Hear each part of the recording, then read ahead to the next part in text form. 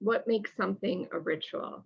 Um, it's it's different than, in some ways, than like memory making activities, although memory making may be inherent in a ritual.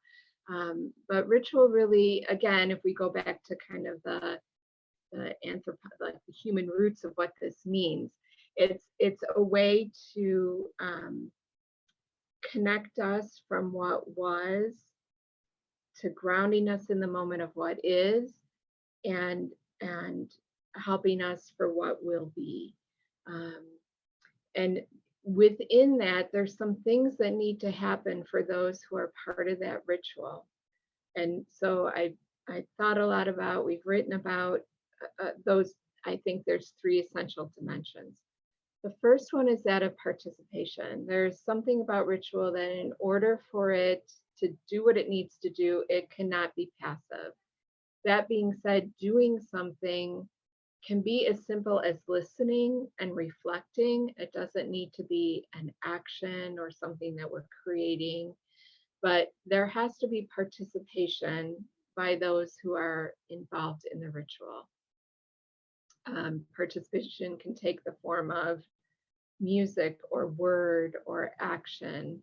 It can be simple, or in some cases, if it's connected to a ritual transition, there might be a number of different ways to participate.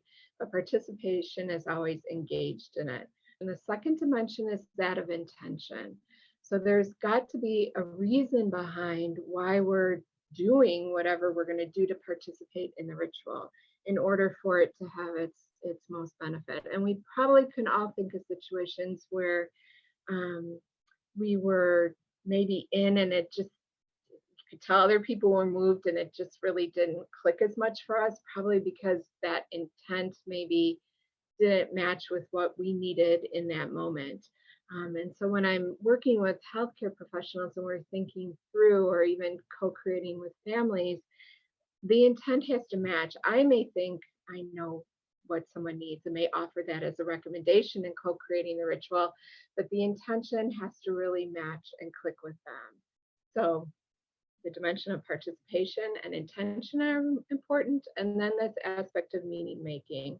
Things can be meaningful, but knowing that the dimension that's going to emerge, and this is kind of maybe the slipperiest one, that we can say, yeah, we think this would be meaningful to do. Whether it really will be the meaning making that emerges once the ritual has ended can be different. So that's the piece that I think we just trust as we're co-creating a ritual, that the meaning making will flow from it if we've done it in a thoughtful way, if we've really planned out participation and intention. Now that sounds a lot to do if you're going to do it in a moment, but really sometimes it happens so quick. You just know we need to treasure this moment.